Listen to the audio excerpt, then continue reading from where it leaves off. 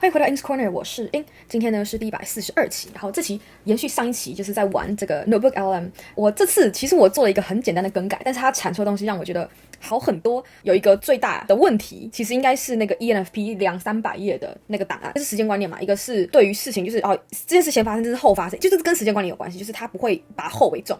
他就会看你哪个描述比较多，他就你比较在乎这个东西。所以在我问他说 my take on personal growth， 他就会好像哪里跟我现在我就又不太一样。然后我另外一个我就问他说can you summarize all the trips I've taken since 2020？ 你给的 source 并没有你2020或2021的 trip， which is correct， 他就没有 hallucinate， 他就有 summarize， 但是有一些也确实是错的，就是我也不知道他明明都会 reference， 你知道他每一行都一大堆数字 reference， 可是就很奇怪。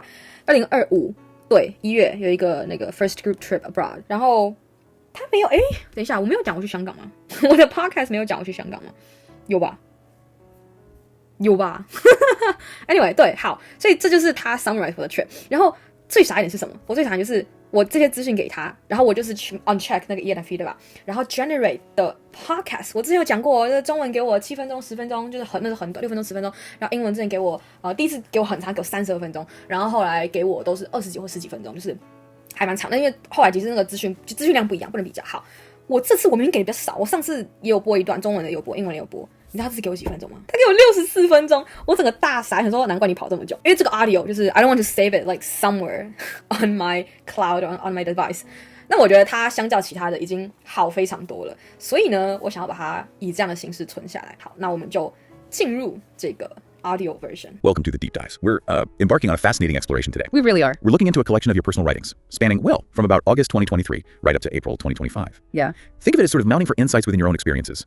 Journal entries, dream logs, notes from other podcasts you did. Exactly. And we have this incredible range of material, from those really immediate on-the-spot thoughts captured in your journal to the more maybe considered reflections in your year-end reviews. And then, of course, the often symbolic and deeply personal narratives within your dreams. It's a truly rich tapestry we're about to unravel. Mm-hmm. Our mission today is to really dig into this material, and extract those key insights about your personal growth during this specific period. Okay. We're looking for those moments of self-discovery, shifts in your perspective, and how you navigated the inevitable uncertainties of life. Yeah, the ups and downs. We'll be touching on themes of travel, relationships, your exploration of different career paths, and those personal values that kind of evolve as we move through different phases of our lives. And what makes this particular deep dive so compelling, I think, is just the sheer variety of these sources. Totally. We can literally move from a fleeting thought jotted down in a moment to a much more structured analysis of an entire year. Yeah. And then delve right into the subconscious landscape of your dreams. It gives us this multi-dimensional view of your inner world during this time. Okay, let's unpack this thing. We'll start with a snapshot from August 2023. Okay.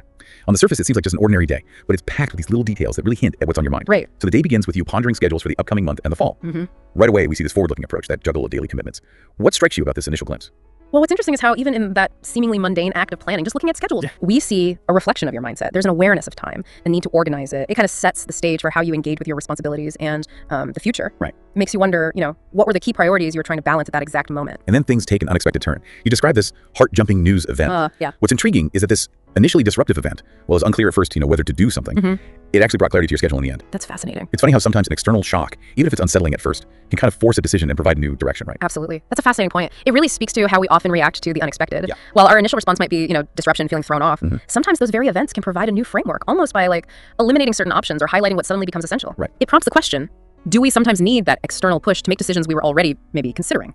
Good point. And it all seems to circle back to a recalled morning thought about personal transformation. Mm-hmm. You reflect on how past travels fostered significant change, but now you're feeling that same kind of evolution happening while being at home. Right. This shift from maybe avoiding new people and environments to actually enjoying them. Yeah. That's quite significant. What do you think triggered this change in perspective? This feels like a major turning point in your reflections. Travel is often seen as this, primary catalyst for self-discovery. Right, the classic narrative. Exactly. But realizing that profound growth can occur within your own familiar surroundings suggests a deeper level of engagement and maybe comfort with your daily life.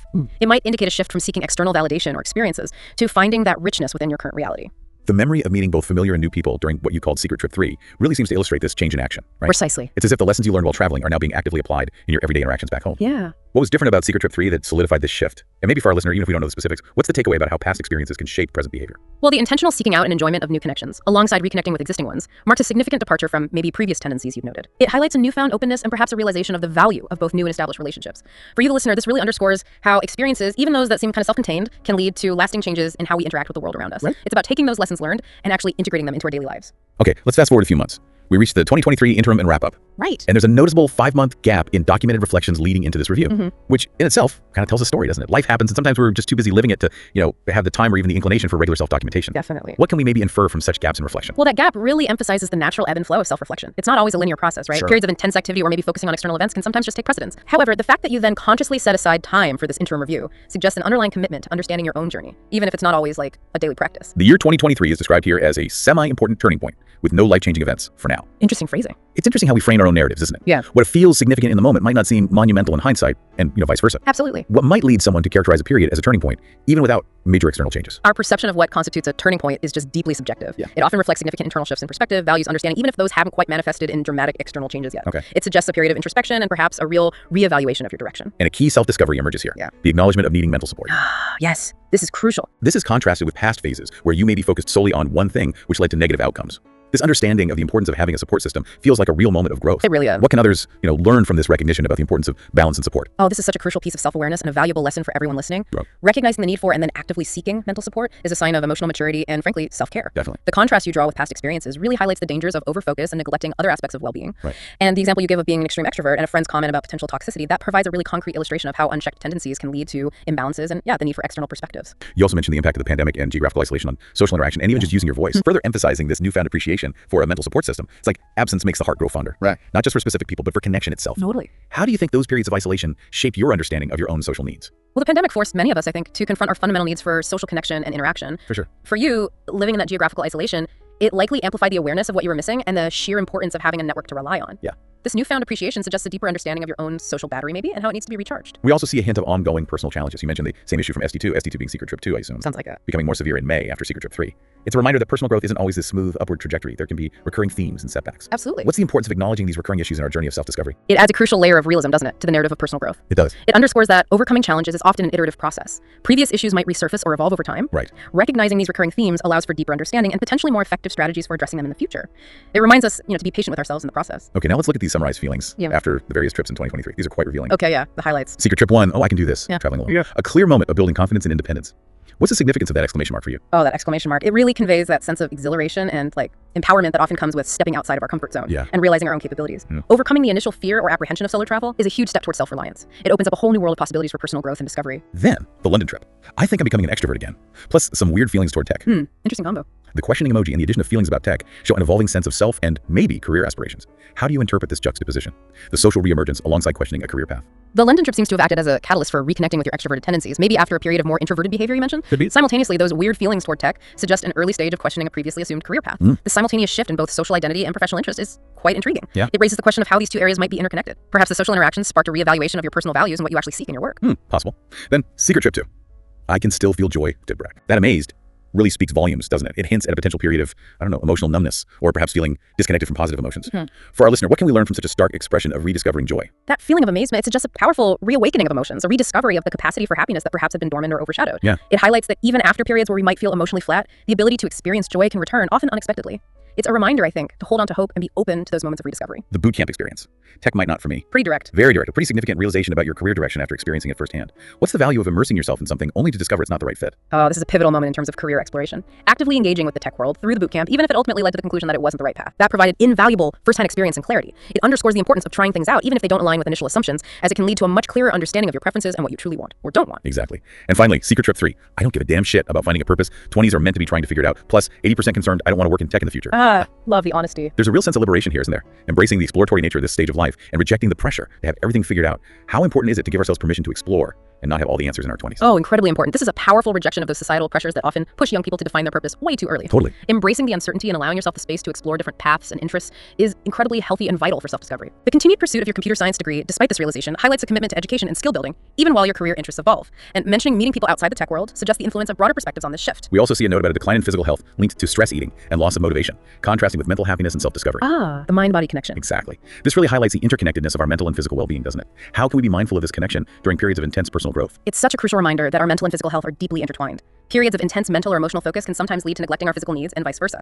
Being mindful of this connection involves paying attention to our physical well-being, nutrition, exercise, sleep, even when we're deeply engaged in introspection or new experiences. It's about finding a sustainable balance. The note about living in the present with new, potentially temporary changes suggests an acceptance of fluidity and a lack of rigid attachment to long-term plans at this point. What are the benefits of embracing this kind of present moment focus?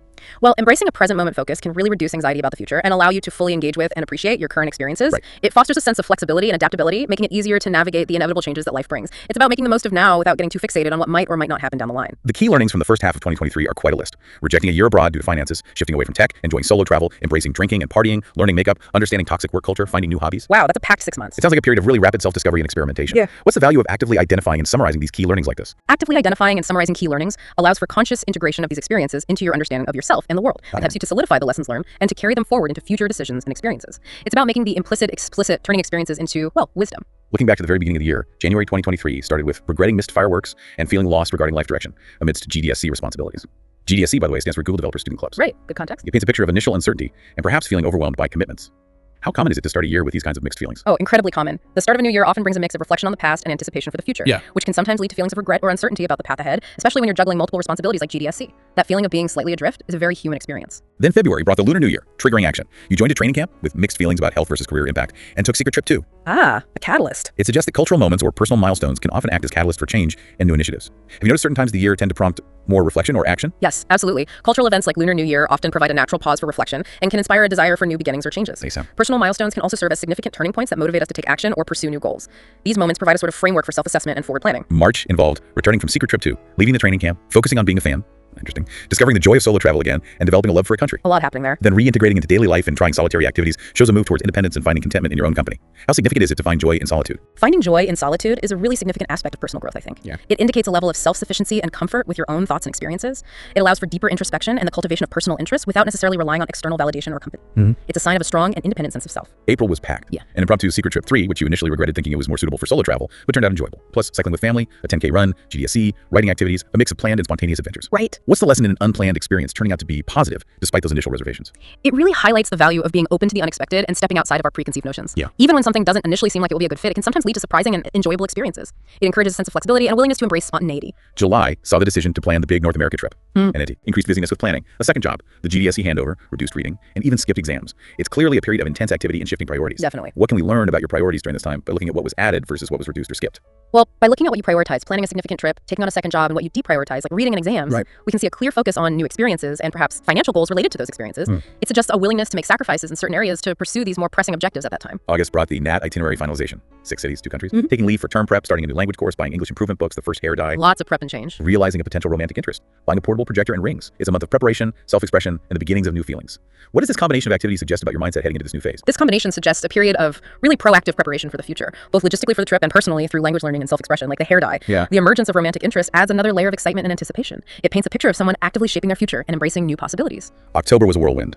Language lessons, pre-crush exploration, meeting a long unseen cousin and their spouse, reconnecting with middle school sports teammates in Tainan and Kaohsiung, meeting 2 significant new people, phone purchase return issues. Wow, okay, keep going. A full-time job offer from the first job with associated dilemmas and then embarking on NAT. It sounds incredibly eventful. When life gets this busy, what are some strategies for staying grounded? Oh, absolutely. When life becomes this packed with activity and new experiences, it's essential to find moments for grounding. Yeah. This could involve practices like mindfulness or just brief moments of quiet reflection, even amidst the chaos.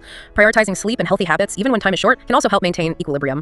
Good advice. And connecting with trusted friends or family can provide crucial emotional support during those really busy periods. November, and we're skipping the NAT details for now, saw continued pre-crush exploration that actually ended before becoming a full crush. Interesting. Self-awareness there. Yeah, it shows a level of self-awareness and perhaps caution. There was also taking a foreign friend around Tainan, becoming closer with someone met in October, plus developing a close relationship with a male colleague from the second job who becomes significant in December. It sets the stage for evolving relationships. It's definitely laying groundwork. What's the value in recognizing when a potential romantic interest might not be the right path, even early on? Recognizing early on that a potential romantic interest might not be the right fit demonstrates, self-awareness and emotional maturity. It saves time and emotional energy for both individuals and allows you to focus on connections that are more aligned with your needs and desires. It's about listening to your intuition and not forcing something that doesn't feel quite right. December sounds intense. Work-related stress, but supported by friends. Adjusting to the demands of 2 jobs and preparing for a third. Ice skating trips, a confession, a misunderstanding regarding romance, bar visits, overnight stays, physiotherapy for a shoulder issue. A roller coaster. A rare moment of crying due to sadness, and spending significant time with someone unexpectedly compatible, expressing platonic affection and shared dreams.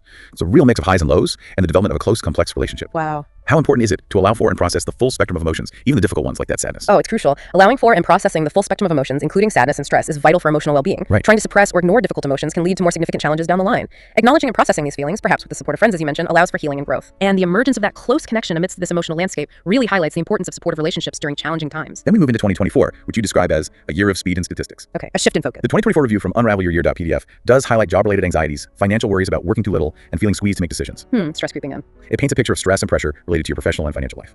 How do you think the rapid pace of 2023 might have contributed to these anxieties in 2024? That's a good question. The fast-paced and perhaps less structured nature of 2023, with its many new experiences and transitions, might have led to some instability or uncertainty in terms of career and finances carrying over into 2024. The feeling of being squeezed to make decisions could definitely stem from a sense of needing to establish more stability after a period of significant change. Now, the 2024 stats.pdf gives us some hard numbers. Data. City count, big purchases, monitors, sport camera, health program, other income count, salary count, travel days, movies, hikes, work days, work hours, sleep, and steps. It's a very data-driven way to look back at a year. It really is. What kind of insights can be gained from this type of quantitative self-reflection? Well, this quantitative approach provides a pretty objective measure of how you spent your time and resources throughout the year. Right. It can reveal patterns and trends that might not be apparent through just qualitative reflections alone. For example, the number of travel days versus work days gives a real sense of your lifestyle balance. And the financial data provides a concrete picture of your economic situation at that time. And the 2024 rapnotes.pdf gives us even more specific statistics. 27 new people met, defined as following each other on Instagram. A modern metric. 3 cries, not due to fights. 3 fights involving 2 people. A mysterious MVP of the people picture. 19 movies watched. Total trips, travel days, 43. Trip amount, and a staggering 4,650,310 total steps. Wow, 43 travel days is significant. We also get total hours of sleep, 891.9, averaging 7.9 hours a day. Hey, that's pretty good. That's actually quite healthy considering the activity levels. But the short caption summarizes 2024 as fast, lacking set goals, emphasizing spontaneity, and ultimately disliking the year. Interesting disconnect. It is interesting how the objective data, like good sleep, contrasts with this overall negative feeling.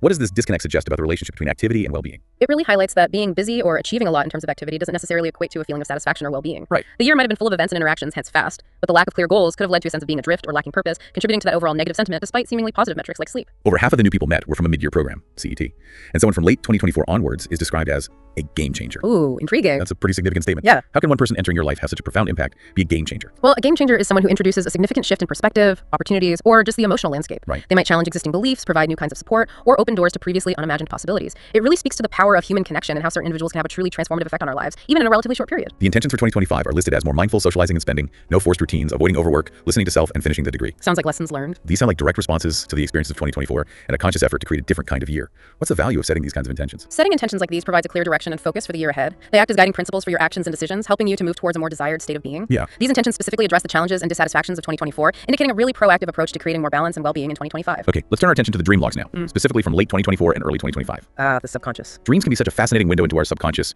often processing emotions and relationships in ways our conscious minds don't fully grasp.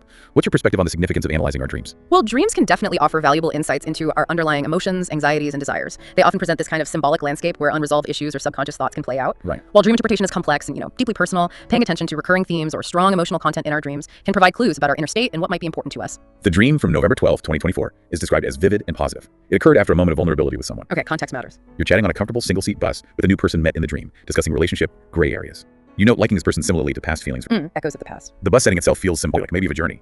What could the discussion of gray areas signify in the context of relationships? The bus setting, as you mentioned, often symbolizes a journey or a transition in life. The discussion of gray areas in relationships could point to a desire for clarity or understanding in the complexities of connection, perhaps navigating uncertainties or undefined aspects of a relationship. Yeah. And the comparison to past feelings provides a reference point, suggesting a potential pattern or maybe a familiar emotional landscape being revisited. Then, the question, what do you like, emerges in the dream. A question that echoes a past interaction, hinting at both activities and desired personal qualities in a partner. That specific question again. It's like the subconscious is revisiting a familiar theme, but perhaps with a different potential outcome this time. What does the repetition of such a specific question across different relationship contexts suggest? The recurrence of the specific question in your dreams, linked to different individuals, suggests its significance in your understanding of connection and attraction. It might reflect a desire to be truly seen and understood for your authentic self, including your interests and personal qualities. It could also highlight a need for clarity in understanding what you value in a partner. In the dream, you decide to be brave and admit, I quite like you actually. Bold move, even in a dream. The other person's positive surprise and reciprocal feelings, I really like you too, followed by clarifying the relationship as romantic in English. It's a very direct and seemingly wish-fulfilling sequence. It really is. What's the significance of this directness and the explicit labeling of the feelings as romantic? Well, this directness in expressing your feelings within the dream could reflect a desire for more open and honest communication in your waking life, particularly in romantic contexts. Okay. The explicit labeling of the feelings as romantic and doing it in English might indicate a conscious acknowledgement of the nature of these emotions and a desire for clarity in defining the relationship. And the wish fulfillment aspect certainly suggests a yearning for reciprocated affection and clear communication in your romantic pursuits. The dream then shifts to a family sequence. Your mother and brother are at an unfamiliar house before a birthday. A preferred cake isn't quite replicated, but then your brother unexpectedly gifts the exact desired cake. A touching moment, you note, given your real-life lack of interaction. This feels quite poignant. What emotions might this part of the dream be processing? This part of the dream seems to be tapping into deeper emotional needs related to family connection and maybe being understood. Yeah. The initial disappointment with the cake could symbolize a feeling of not being fully seen or having your needs met. However, the brother's unexpected gift, especially given the lack of real-life interaction, represents a powerful desire for acknowledgement, care, and perhaps a reconciliation or a strengthening of that sibling bond. It speaks to the enduring impact of family relationships, even when they aren't always actively present. The dream continues with helping at a celebration meal and meeting the boyfriend's really cute little brother, adding a warm domestic element. Okay. The subsequent, more surreal supermarket scene with a parade of young boys being moved along a shelf and searching for the boyfriend's brother is certainly bizarre. Yeah, dreams can get weird. What might these contrasting images represent? the warmth, and then the strangeness. Well, the domestic scenes helping with a meal, interacting with the boyfriend's family could symbolize a sense of belonging and integration within a relationship. The emphasis on the cute little brother suggests a positive and perhaps nurturing aspect of this imagined family dynamic. Right. The surreal supermarket scene, with its illogical parade and search, might represent a more subconscious exploration of identity within the context of this relationship. Perhaps feeling a bit lost or searching for a specific connection within a larger social landscape. The contrast is quite striking. The April 2025 dreams also offer intriguing glimpses. The April 18th dream is a vague memory of a long dream about two disliked old classmates sleeping over. Unwanted guests? You reflect on the unlikely scenario given past negative interactions, but note their recent coincidental reappearances in real life. It's funny how seemingly random people from our past can surface in our dream world. What might trigger such appearances? The resurfacing of these disliked classmates in your dream, especially coinciding with the reappearance in your waking life, suggests that perhaps unresolved feelings or past experiences related to them are being processed subconsciously. Dreams often draw on recent experiences or thoughts, so their reappearance in reality likely triggered these memories and feelings to surface in your dream state. The unusual setting of a sleepover might symbolize a kind of forced intimacy or confrontation with these past dynamics that you wouldn't necessarily choose in waking life. The April 19th dream is a series of dreams featuring a character L. Okay, recurring character. Part 1 involves a taxi ride at dawn with limited conversation but one memorable exchange. Part 2 is recounting the first dream to your mother, vividly recalling details. Part 3 is a sleepover at your grandmother's with your mother and L, doing laundry, chatting, and experiencing the disappearance of laundry, including a specific pillow. Lots of domesticity and connection there. These dreams seem to revolve around connection, communication, and familiar spaces. What are some potential interpretations of these recurring settings and actions? Well, the taxi ride at dawn could symbolize a new beginning or a journey into the unknown or unexplored with this person, L. The limited but memorable conversations suggest that even brief interactions with this individual feel meaningful. Recounting the dream to your mother highlights the importance of this relationship in your waking life and maybe a desire for understanding or validation of your feelings towards L. Okay. The sleepover at your grandmother's house, a place of comfort and familiarity, combined with domestic activities like laundry and chatting, points towards a growing sense of intimacy and integration of L into your personal and family life. Right. The disappearance of the laundry, particularly the specific pillow, could symbolize a feeling of something missing or maybe a disruption in comfort and security within this evolving connection. Let's shift gears now and touch on the podcast notes. These offer brief glimpses into past recordings and the diverse array of topics you've covered back then. Right, meta-reflection. We see mentions ranging from, travel preparations for Singapore to reflections on life direction, navigating social interactions, career doubts, spontaneous moments, even the challenges of understanding boundaries. It's a real mosaic of thoughts and experiences. It really is. What's the value of using a podcast, like you did, as a form of personal documentation and reflection? Well, using a podcast as a means of personal documentation allows for a different kind of reflection compared to just written entries. How so? The act of speaking your thoughts aloud can often lead to new insights and a deeper understanding of your feelings. It also creates an audio record that captures not just the content, but also the tone and emotion of the moment. True. And the wide range of topics in your notes highlights a consistent process of self-examination across various aspects of your life during that time. The sheer variety of these episode snippets, from packing for a trip to grappling with fundamental questions about life direction, really illustrates the dynamic nature of this period we're exploring. It seems like a continuous process of questioning, learning, and trying to make sense of your experiences. For you, the listener, what can you take away from seeing this kind of ongoing self-inquiry in action? It really underscores the idea that personal growth is not a destination, right? It's an ongoing process of exploration and reflection. Yeah. Seeing this consistent pattern of questioning and learning highlights the value of actively engaging with your experiences, both big and small, and using them as opportunities for deeper self-understanding. It encourages a mindset of curiosity and a willingness to continuously examine your thoughts, feelings, and choices. Now we come to the incredibly detailed Singapore trip, ST2 reflection. Almost a day-by-day account. Okay, deep dive into the trip. Day 1 starts with a series of travel mishaps, mistransport, foot pain, late hostel arrival, disappointing conditions, and ends with you feeling distraught. Oof, rough start. It really captures the emotional roller coaster that travel can sometimes be. What's the value in documenting these less-than-perfect travel moments alongside the highlights? Oh, documenting the challenges and frustrations alongside the positive aspects of travel provides a much more authentic and complete picture of the experience. Yeah. It acknowledges that travel isn't always glamorous and that navigating difficulties is often a significant part of the journey. Plus, sharing these less-than-perfect moments can also be more relatable and can offer insights into how you cope with unexpected setbacks and build resilience. Day 2 brings improvements. Exploring Chinatown, enjoying free outdoor music. Day 3, finally seeing the Marina Bay Sands light show. Day 4, Valentine's Day, a surprisingly enjoyable visit to the Botanic Gardens. Things looking up. Day 5 takes you beyond the typical tourist area zoo, night safari alongside some emotionally charged messages from family back home. Day 6 includes finding mountain-like spots and a humorous exchange about Singaporean geography. Day 7 is packed. Social interactions, sightseeing, late-night arcade sessions, staggering step count. Day 8 continues the high energy, more social activities, even a bungee jump. Day 10 marks departure with a final arcade visit. This detailed account really paints a vivid picture of a very active and varied trip. It really does. What overarching themes or personal growth moments stand out to you from this detailed travelogue? Well, this detailed account really highlights a few key themes for me. We see a clear push out of your comfort zone, both in terms of exploring a city independently and in engaging socially with new and familiar people. Right. There's a definite resilience in bouncing back from those initial setbacks and finding enjoyment in unexpected moments. The high level of activity and seeking out diverse experiences demonstrate a real curiosity and a desire to make the most of the opportunity. Yeah. And the recurring theme of connecting with others, especially through shared interests like music or arcades, underscores the importance of social connection in your travel experiences. The post-trip reflections emphasize the joy of solo travel, despite the challenges and the significant personal growth experienced. Each day is summarized with a key theme. While you were unsure about returning to Singapore, there's a clear appreciation for the country and its people. It sounds like a transformative experience. It really does. What's the biggest takeaway for you about the potential for personal growth through solo travel, even with its difficulties? I think the biggest takeaway is the way that solo travel can foster self-reliance, adaptability, and just a deeper connection with yourself. When you're navigating a new environment on your own, you're forced to rely on your own resourcefulness and decision-making. Overcoming challenges builds confidence, and the space for introspection can lead to significant personal insights and a stronger sense of independence. Even amidst the difficulties, the rewards of personal growth and self-discovery can be profound. The notes about your trip to Johor Bahru, JB, are split into Chinese and English versions, detailing a meeting with someone. Okay, another trip. We hear about initial awkwardness, observations about changed appearances, a prolonged apartment check-in. A brother accompanying the person was initially unexpected to stay overnight, but ultimately didn't. Ah, interesting dynamic. Funny exchanges about showering and casual conversations create a lighthearted tone. Dinner at McDonald's and a conversation about family expectations around being a third wheel add another layer. Yeah, navigating those social nuances. A colleague's humorous message about the person's suitability as a partner injects an external perspective. Visiting a night market, sharing food, typical travel stuff. The brothers' eventual departure allows for more one-on-one time, leading to late-night talks and even joking about future plans like living together. The next morning is marked by a comfortable, casual routine, breakfast, random strolls through malls. This trip, despite its brevity, seems to have fostered a quick and perhaps unexpected connection. It sounds like it. What elements contribute to such a rapid development of closeness with someone new? Well, several factors likely contributed. The shared experience of navigating a new place together, even for a short time, can create a sense of camaraderie. The lighthearted and humorous exchanges help to break down initial awkwardness and build rapport quickly. Sharing personal details and being vulnerable, even with the brother present initially, can deepen intimacy. Right. And that unexpected opportunity for uninterrupted time likely allowed for more meaningful conversations and a stronger connection to form quickly. The element of novelty and perhaps a sense of shared adventure might also have accelerated the bonding process. The YouTube video transcript excerpts from April 2023 provide another lens on that period. The video also mentions ending a job in May and joining an interesting program that involved living elsewhere, and a significant impromptu hike of Mount Jade, Yushan, with someone met relatively recently, just 60 days prior. Wow, it's fast. This program seems to have been a major catalyst for new experiences and relationships. What's the impact of such immersive and potentially challenging new environments on personal development? Immersive and challenging new environments often accelerate personal development significantly. Being placed in unfamiliar situations forces you to adapt, learn quickly, and rely on your own resourcefulness. Right. It can lead to significant growth in confidence, problem-solving skills, and self-awareness. And the shared experience of challenging events, like an impromptu major hike, can also forge strong bonds with new people very quickly. The video concludes with thoughts on self-documentation and managing your online presence, showing a continued interest in reflection and how you present yourself. Let's move to the social media post from March 18, 2024. Okay. Here you share thoughts on marriage. Expressing opposition since age 14, but openness to changing thoughts, with adoption as the only option for children. You also share a humorous view of marriage as sleepovers every night with your best friend, and contemplate a non-romantic, non-commitment-based marriage with a trusted friend, maintaining separate lives. Very unconventional thinking. It is a very unconventional perspective. What might have prompted these reflections on the institution of marriage? These reflections likely stem from a combination of personal values, maybe past experiences, or observations of relationships around you. The long-held opposition suggests a critical view of traditional marriage, while the openness to change indicates a willingness to reconsider those views.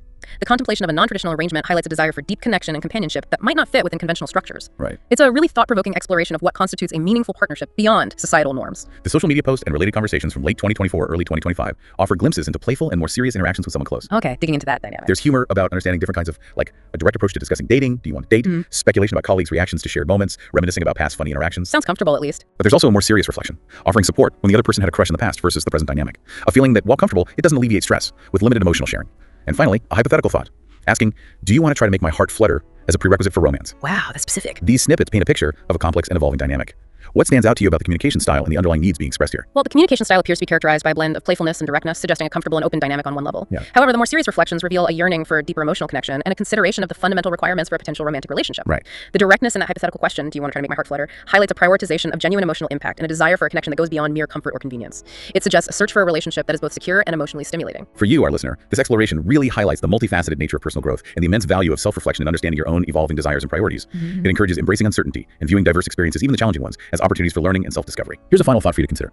Reflecting on this deep dive into your own experiences, what one word or intention might you carry forward as you continue your journey of self-discovery? It's something to perhaps jot down and keep in mind. Thank you for allowing us this intimate look into your life through these writings. Thank you, it's been fascinating. OK， 好，所以我们听完了。如果你觉得前面太快，你就把它放慢，因为为了总时长，我很怕 upload 不上去。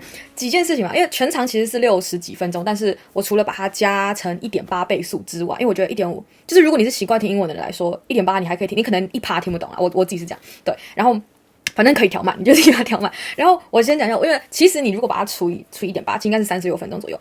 但是我并没有把36分钟都放进去，因为还是太长，而且很多部分其实不是很多，就是少数部分其实直接就是大错特错。我没有把一些我觉得比较 private 的东西去掉，我去掉的东西都是 it's just totally wrong。我可以讲几个例，我留了一个例子，然后其他的不对的例子我都有删掉。主要是梦跟讲故事，完全都是讲故事。因为好，我先讲一个，就是我其中一个梦是讲到我有一个梦，我梦到我在马尼拉，然后在一个大广场上meditate， 然后做瑜伽 meditate， 然后突然就大火什么的，然后它里面就讲了2-3次说 which I've never been there， 我明明就去过，然后我想说我的 trip 里面没有讲到我去马尼拉吗 ？OK maybe not， 但就是我明明就没有讲到我没有去过那里。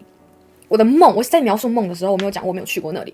那可是我不知道，反正 anyway， 我就觉得反正因为那个大错特错，他就有用这个资讯，就是讲就是去分析，所以我就把那一段删掉。然后，但是呢，因为我放了好几个梦啊，其实我现在觉得太少，但是我就没有更多梦可以放。我就觉得我以前有做很多梦到很烦的地步的时候，确实有想过去就是查，然后这梦到底什么意思。但是那是将近10年前的事情，因为那时候根本就没有 AI， 没有 ChatGPT 这么的方便。所以就没有答案。然后，但我现在觉得，他有稍微，我觉得没有很多，但我可以去客制化嘛，就是你帮我看这些梦，然后呢，去分析它。对，所以这个是一个我未来想要可以玩的方向。然后，还有乐听，我这个总共听了2次，因为我出门的时候听，跟我就是重新剪的时候听了1次，大概啦。就是它让我感受到一件事，就是我更想要 ，like I really want to, like I'm definitely gonna document more, but I'm gonna focus on textual and or audio。毕竟这2个是比较能就是比较不用费时间，相较之下，相较影片或是写字，然后可以记录下来的东西，对，所以我觉得这是我得到。然后好，我留的唯一一个错误的例子，它里面好几个错误的资讯，我真的是，但是我不是就不能怪他，因为他没有 hallucinate 这件事情来说，其他事情他有 hallucinate， 这次他没有 hallucinate， 但是就是错，但我还把它留下来，因为他错的不严重。是什么事情呢？就是他有说一个 a trip to JB， 然后就把，然后这个 trip 其实本身。你要说重点是去 JB 吗？也不是，因为他完全没有讲到我去新加坡，我明明就先去新加坡，然后再去 JB， 然后再回新加坡，而且都有待几天的这个情况。好，然后他里面讲到那个 brother， 就是那是因为中文字就是你也知道，我那一整篇是用，等一下那一整篇我有英文也有中文版，但是我的英文版我是用一个非常匿名的方式，就是 they 或者非常非常 abstract 的方式描述这个人，但中文版呢，我是直接写弟，就是弟弟的弟，但是他并不是我弟。对，但我只是就是一个代称，你懂我意思吗？就是因为年纪就对弟，然后他还有就是这个人的这个主角的一个兄弟，那他这个好像就没有讲音乐太多，但是他里面讲到什么啊，meeting，就是他把我这一整个讲成说这个 brother 是一个我去这趟旅程才新认识的人 ，which is totally wrong， 你知道吗？他就说啊，我在巴士上那个的感受，我有描述我在巴士上感受，对，可是我那时候感受是因为就是 it's not a feeling because I'm meeting someone new。不是，是那个感受是哇，这个旅行真的成真了，因为讲了很久，然后我说怎么可能？对，然后就是已经在巴士上要去见到这个人了，所以是那个样，那他就是完全错。好，然后再来是他讲里面讲到 being a third wheel，being a third wheel， 他讲的方式我不知道是因为我调太快，我没有听得清，但是他讲方式有点像是 I am being the third wheel， 但是不是，是 being a third wheel 是另外一个人，然后我觉得很好笑。对，然后还有一个点是 the talk about moving in together。没有，他没有 hallucinate， 他只是会错意。我们里面讲到的是，反正我为什么留这个，就是因为我觉得这个例子就是最多那种错一点，他又没有大错特错，但就是一整个故事就每个地方错一点，每个地方错一点，对，然后就很有趣。他错的地方在我们讲到的是什么？我们讲到的是就是我们在聊天，然后因为我们住的地方是那种家庭式公寓，然后就会让人觉得这是一种 feeling。然后我们确实有讲到，但是我们没有讲到要搬在一起，我们只是觉得说哦，这样很像就是住在一起的感觉。对，好，就是他把我们就是 misunderstand a lot of things， 但是 overall I really liked this audio。然后我刚刚其实在就是剪之前，我有稍微测试一下说，因为我可以给他 instruction 嘛，然后我就有写，我写的是the audience would be the author/narrator of the source, including some workbooks they once wrote, diary-like dreams, yearly summaries from Instagram, goal settings, etc.Have a conversation using a third-person perspective to help the author Ying to understand their own life changes across the years on their journey around lots of things. What are some aspects they might not have thought about when going through these experiences and made judgment when necessary? 这是我给他的，然后他后来阐述一个大20几分钟，很不满意，所以我就没有放好。那就是这就是真的是一个我很喜欢的大屏幕，然后我之后一定会继续玩这个工具。Yeah。